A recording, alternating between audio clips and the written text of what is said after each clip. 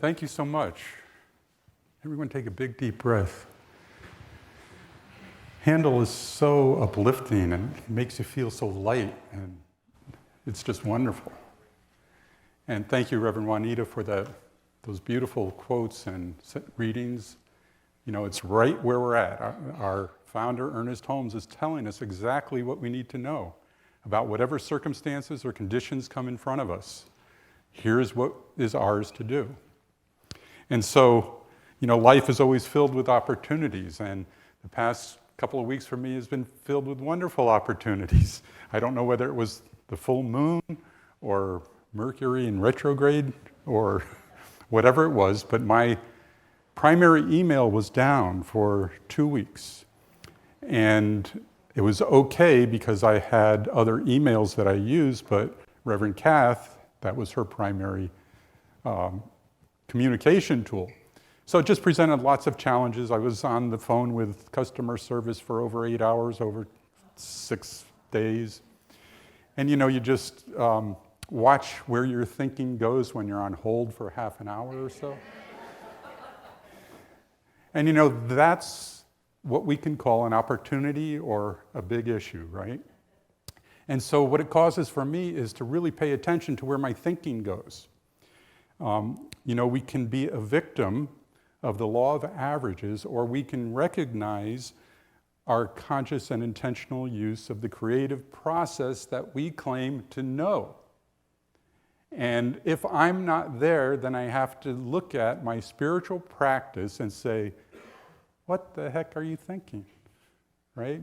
We got to claim that and step into it exactly at the times that we think we're already enlightened, or whatever we want to call it.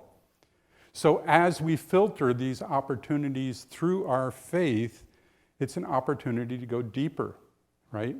An opportunity to really claim what we claim in this church, that there's only one life, that life is God, that life is perfect, and that life is my life now. Either it is or it isn't. And so that's where that self-examination is important to transform our lives, individually and collectively. Now this month, we're called to another opportunity. Through our collaborative efforts, as Marjorie was saying, with Namaste, we launched Adventures in Faith. And between the two communities, there's over 75 people, is that correct? 75 people engaged in this class. That is remarkable. That is remarkable. It's an opportunity to take a deeper exploration into how we experience diversity and inclusivity. Those are the two major focus points in this program. We say there is only one life, but we can only truly know it through the lives of each person, right? So do we have an open heart and minds, eyes to see, ears to hear, the divine individualization of spirit as it appears in every social interaction that we have? That may be a bridge too far. I don't know. What do you think? Well, as Marjorie relayed, we completed the first week. There are 4 weeks. And from all reports, people are really happy and excited about going through this process. And there seems to be a genuine willingness and readiness to create sacred space with safety and extraordinary respect as the key values. There's a willingness to get real, which we don't always see, and to get to know what's in each other's hearts. How important is that? Especially to go there without having a lot of judgment, and to honor and celebrate differing points of view. So the greater question is, beyond those 75 people that are engaged in this program, how are you all doing with this idea of diversity and inclusivity? So to even break that question open further, let me ask this. How many of you have experienced DEI in the workplace? DEI is diversity, equity, and inclusivity. We have one person. So what this speaks to is that this is an emerging trend that we haven't all experienced. This is the direction that organizations are going for a lot of different reasons. Some organizations are doing it because it's politically correct, right? Others are doing it because of their core values. Say this is something that we really need to address because it's important. And others are doing it to attract and retain diverse talent in their organization, to raise everyone's awareness of the value of diversity and inclusivity in bringing greater value to the organization. So I want to explain, since many of us do not have the corporate experience of those initiatives, I want to talk about diversity, equity, and inclusivity in a way that might be easier to understand. So let me ask, how many of you have been gardeners or are gardeners? There we go, a lot more people. And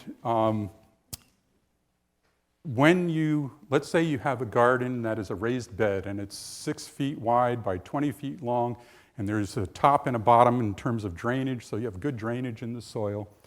Now, as a gardener, would you just plant one type of crop, a monoculture? Never. Why?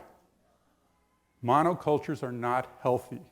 They attract bugs that love, let's say, corn. And so if you have one crop and the bugs find it, they're going to have a feast day and you're not going to have any corn. So one of the things that we like to do is have diversity in our gardens because we just love that, right? Different types of vegetables, different types of flowers, all sorts of things. Some like cut flowers. You want to have tomatoes, marigolds, because marigolds help with the tomatoes.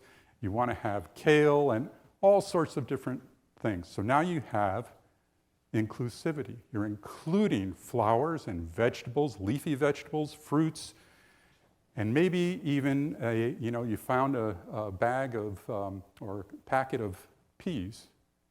And so as a second thought, you plant them down at the bottom of the garden, and you then water, fertilize, etc. Now the challenge is that, let's say that your garden is close to the house and the top of the garden is closest. And the tendency might be to spend more time on the top of the garden than at the bottom of the garden where those peas are. And one of the things that if you garden at all, that one of the sayings is benign neglect. That plants do better, especially house plants, is just watering them and not really paying attention to them too much, but checking in on them every now and then. I don't know, that's what I was always told, and we always had a beautiful garden. Now let's say that you feel that, with the benign neglect, you water the plants at the top and you fertilize them, and that, those peas, the water and fertilizer will trickle down and they'll be okay. And after all, they can pull themselves up by their own tendrils. You see where I'm going with this? But a mindful gardener would never do that, right? If you're really conscious about all of the plants in the garden, you give them equitable care. What that means is not only do you see that all the plants are watered and fertilized, but each plant has a different need. The fertilizer on tomatoes is different than the fertilizer on leafy vegetables. The fertilizer on flowers is different. You nurture the soil differently for each one of these. You stake the tomatoes and you build a trellis for the peas, right? So as you do that, that is an expression of your appreciation of all of the plants in the garden, right? And what happens when you have this appreciation for all the plants? Do they sense that? I talked about this last month, about appreciative reciprocity. What that means is in the implicate order of things, the nature of things, when they are appreciated and nurtured, they give back more abundantly. And if we can do that with a garden, then we can have peace on earth.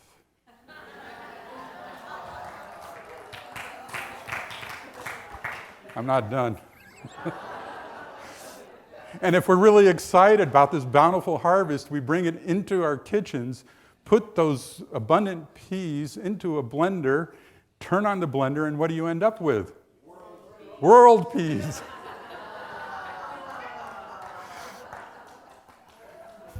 I'll be here all week. No.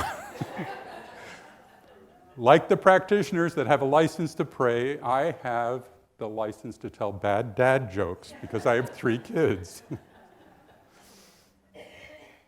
Now, seriously, this assumes a spiritual community where we can embrace inclusivity and diversity and equity from a faith perspective, appreciative reciprocity, right? From a faith perspective, rather than a reflection of people that are just trying to be politically correct.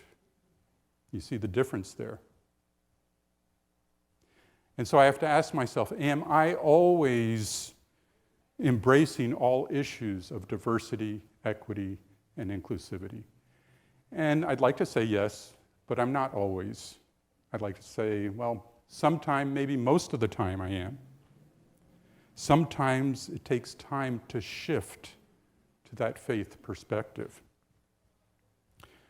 When I look at my own behavior, what is easier to do? What is easiest to do is to take that lens and to focus in on the issue, to examine it really closely, to gather facts, opinions, trying to understand the issue. And after all, we want to do our due diligence on any topic, right? We want to understand it. But it's also easy to get mad and distracted, upset and outraged, and you might even say, I can't believe what they just did, right? Because you got all the facts. And the question is that a healing practice? It's like blaming a full moon or Mercury in retrograde and saying, I'm a victim to all of this and I don't know what to do. The deeper question is, which is more closely aligned with my spiritual journey, is why am I triggered by a particular issue? Why do I get that emotional reaction? It's a much different approach to these issues. What am I afraid of? What am I concerned about? Why? What do I really want?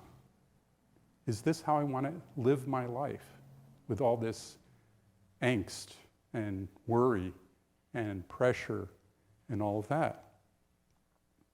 Now, I see you all have 7 ballots for the November election. This is just from watching TV for 10 minutes. I don't know what they are, and they're none of my business. I also see you're bombarded on TV with the candidate ads. And I don't know who they are, and again, I'm not here to form any opinion about any of that. I've seen enough in Seattle. But I know there's probably many of you that are exhausted by it all. And yet, when you hear it, whatever it is, you may be triggered by it. A candidate, a ballot issue, whatever it is. And I know that, that's a real thing. And the tendency is to apply our lens to these issues or these candidates because it's your civic duty, isn't it? To look at these things. And the tendency is to apply that lens with a particular filter. And that filter might be blue, it might be red, it might be green, it might be a combination of all of those. It may differ because of your religious beliefs or wherever your beliefs are. We apply these filters to that lens to get a really clear look at our perspective about what should be done. And if that fills you with peace and calmness, God bless you. But I know for me, it would make me crazy to do that all the time. And it comes from a place of just wanting to fix it, right? I just want it to be better for everybody. And unfortunately, we'll never find a solution by doing that, because that's outside of ourselves. If we look at it metaphysically, we're trying to fix the effect rather than go to first cause. And where does first cause live? Right here. Right here. So clearly there's some spiritual work to do around all of this. When you feel that emotional trigger, for whatever it is, it's about a deeper call. It's Spirit calling us to a deeper examination of our spiritual life. That's why we're here. We say it in the song, I release, I let go, because I'm only here for God. Right? Either yes or no. And sometimes, and that's okay. Being a spiritual leader, my area of influence and concern is about that deeper call for everyone.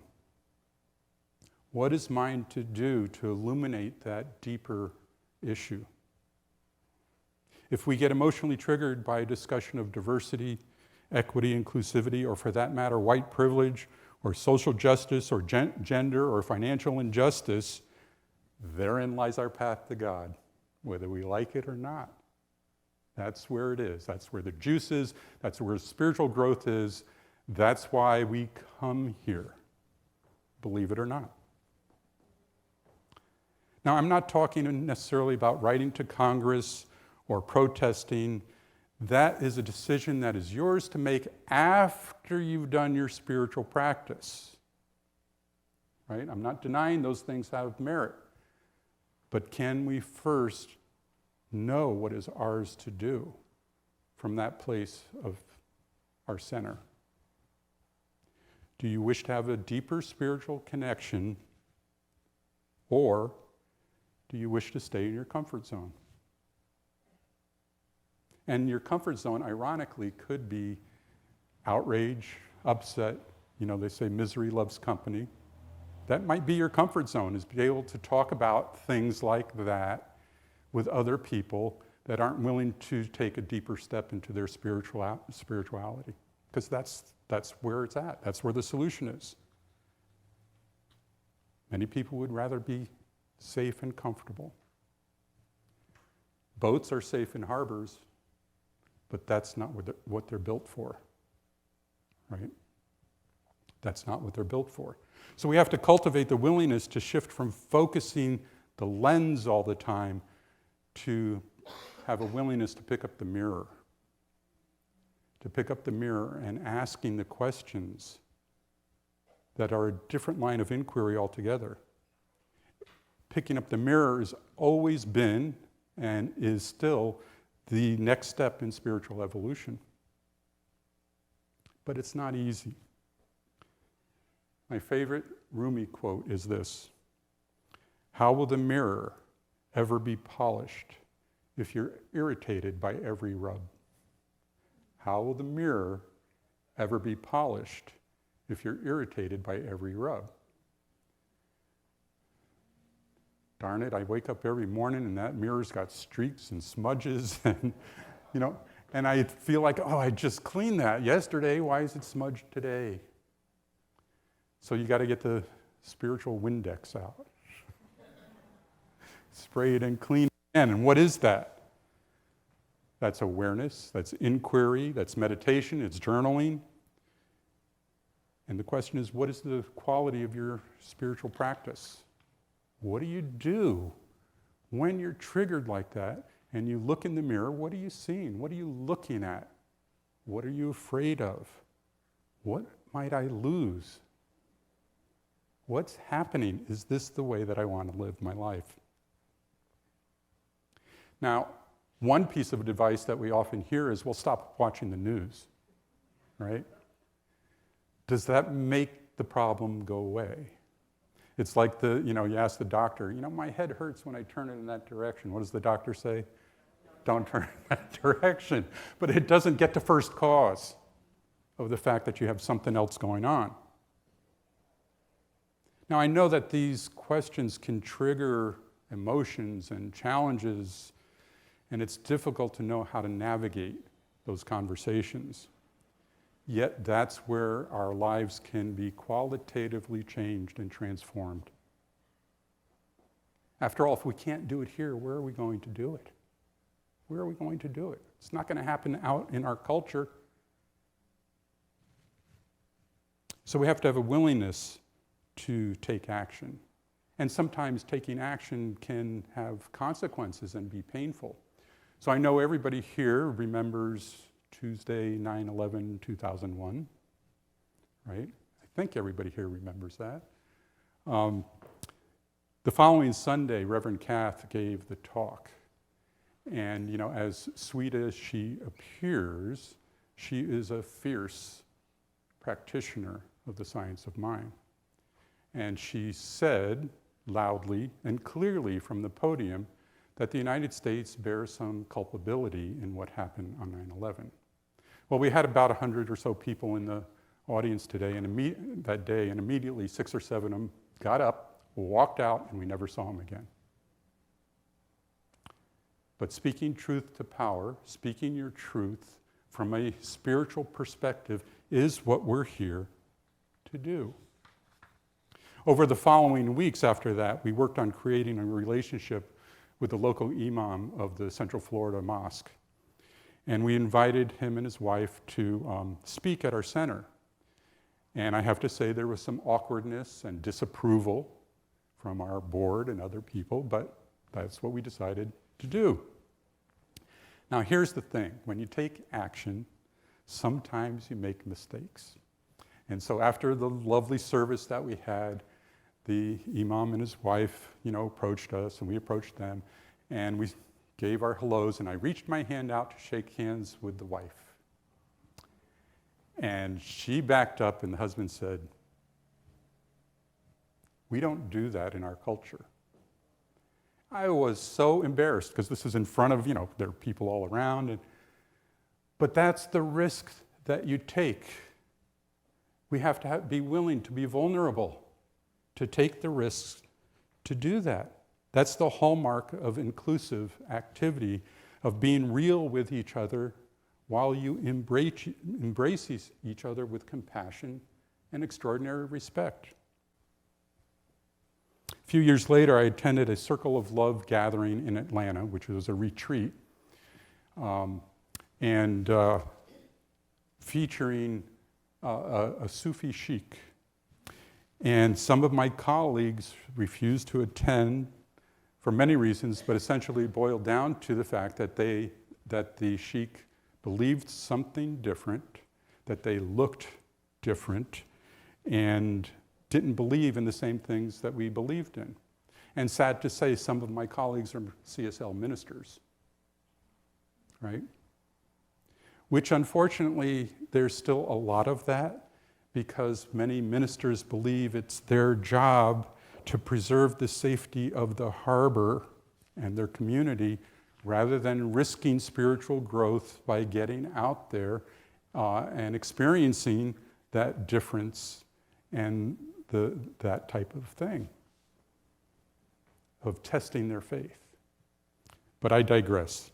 Anyway, the sheikh's name was Kabir Helminski, and he's a good-looking guy. He has white hair, short white beard, piercing blue eyes, and he talked about Sufism. And he pointed out a lot of the similarities between the science of mind and Sufism. And he made a couple of observations. And one of the things he was talking about is Sufism has a long tradition, and in that tradition is embedded culturally many different aspects of how they interact with one another. And one of them, the name of it was called adab, which he characterized as manners. As manners. Important that we greet each other with manners. And that just really struck me. He also talked about how young and naive the science of mind and New Thought movement is, and the challenge of our movement finding its place in our culture. Tremendous insights and understanding of our culture. And I didn't know this till later, but he actually is American born and bred, lived in Vermont, went to school in a prestigious university, and lives in Santa Clara, I think it is. But when he said those things, some people were really offended, because after all, he was supposed to, be there for us. And so I felt more intimidated than offended, because here's this brilliant guy with these brilliant insights giving us clues about how we can enculturate our teaching into the community. So as usual, you have an event like that. At the end of the day, you have dinner, and I'm sitting down with my colleagues, and we're having dinner and all that. And we're just about done, and everybody is sitting there, and the sheik and his wife, Camille, come to the table. Well, everybody picked up their plates and took off. And I'm there, and I was partially standing, and I didn't know what to do, so I said, "Please join me." Because I was just taught a lesson about manners. It was really very interesting. And so he sat down, and, as I said, I'm intimidated by this guy and his presence and all of that. But I just took a deep breath and said, "Well, where do you live?" And so he told me where he lived, and I said, "Well, did you leave family to come here?" And he just lit up. And he started telling me about his family and the history of his family. And he told me a story about his son, who had totally rejected Sufism, and how hard it was for him to live with that. And so I simply listened and felt what was going on. And so he asked me about my family, and I said, "Well, my son too is a preacher's kid." And so we laughed about that, about preachers' kids being the hardest ones in a community to, try and integrate. What are you going to do with them? They're going to do their own thing. And so we had a real moment of connection. And I had a million questions that I had for him, but I stuck to just being present to who he was. And it impacted me, as you can tell. And so I went back to my community, and I thought about this adab and the greetings, in Sufism. It's assalamu alaikum, alaikum salam, traditional Islamic greeting. And I said, well, what can we do? And so I thought, how about namaste as a greeting? But I changed it, because usually it's a namaste. I said, I'm John. Namaste. I'm John. I see the divinity in you. Namaste. And our host group, because we had a similar host group, adapted that as well. And before long, people in the community started to greet each other with the hand over the heart, introducing themselves and saying namaste. Now, it's not a big deal, but these are some things that we can do when we're open to inclusivity and diversity that can start changing the nature of the conversations that we're having, right? Little things, but really important. One of the challenges in leading a spiritual community is that you try to do that. And, people come and go because there's either too much Jesus or not enough Jesus. People of color come in and going because they're tired of representing to an audience that is all white and maybe unconscious in their bias. People come and go because they may be gay and not see anyone like them there. People come and go because the Mother's Day message hits them at home in an area that's unhealed. This is a real challenge because, we don't make it easy necessarily for people that come to our communities if we're embracing diversity, inclusivity, and equity. It's easier to look for sameness, right? I'll never forget one time I was reading the minister's listserv, and a minister was writing about some problems that they had, and they said, "I don't know what to do. I have a Republican in my community." It's just staggering sometimes, but it's easier to keep the sameness, the whiteness, the not risking topics that might trigger people. Boats are safe in harbors, but that's not what they're designed for. We're designed to reach out. And maybe that's intrinsically why we don't grow as much. Because when everything's the same and the beliefs are the same, we can attract people that want that comfort, right? I don't know. We're exploring how to grow communities. What makes a difference? How do we change and embrace the changes that are coming right down the pike? If corporations are looking at diversity, equity, and inclusivity, then we have to as well, because that's where the culture is going. If we want to attract young people that are working and being exposed to these things, we have to wake up to what's happening. You know, we proudly proclaim that we are spiritual beings having a human experience. But I think that puts the emphasis on the wrong syllable. We think we need to become more spiritual rather than realizing that fully embracing our humanity is the path to enlightenment, of recognizing each other and what each other is going through and what their challenges are and what they love and what they fear, and learning what that is, because that hits us in our heart and we can see in the mirror that they're no different than we are.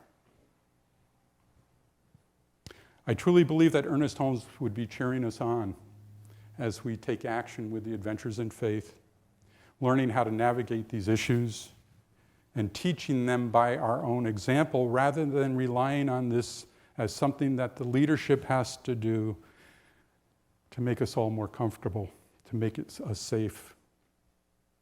Jesus in the garden wished that the cup would pass, right? According to my Catholic upbringing, he sweated blood in the garden. And yet he realized that what was to come was his to do. If we truly desire a community that desires to create a world that works for all, where no child goes hungry, where no one feels unloved, and where prosperity and peace prevail for all living things, if we really want that, then we're called to stay open at the top. Diversity, equity, inclusivity are the next expression of the evolution of consciousness to transform the world. This is what is ours to do. And it begins right here with each of us opening our hearts, willing to risk being vulnerable, and willing to risk love. In Central Florida, one of our values was if it is loving, if it grows, expands, or deepens love, it's the right thing to do. And I'd like to offer that to you. And there's a song that goes, "We'll build it better than we did before. We are the people we've been waiting for." And so it is. And so let's pray together as we take a big deep breath and step into this next great iteration of who we have come here to be, this full expression of spirit, of infinite wisdom, unconditional love, creative intelligence, pulsing powerfully through each of us, right here and right now. We fan the flame in our heart for the God in all creation. We fan it to a white-hot heat, knowing that as we accept that for ourselves, we can change our thinking and change our behavior and change our activities and change our life right here and right now by embracing this fire in our hearts for the God in all creation. As Charles Fillmore said, when I'm in that place, I fairly sizzle with zeal and enthusiasm and leap forward with a mighty faith to do the things that only I can do. And in that place of doing those things, I know the universe always has my back, supporting me, guiding, and inspiring me to right action. I claim this for myself and everyone here, to know that it is safe to open our hearts wide and accept this thing called life in all of its glory, in all of its surprises, all of its good, all of its abundance, and all of its love. This is my truth. I claim it now, and I release it into the law, letting it be so. And so it is. Thank you.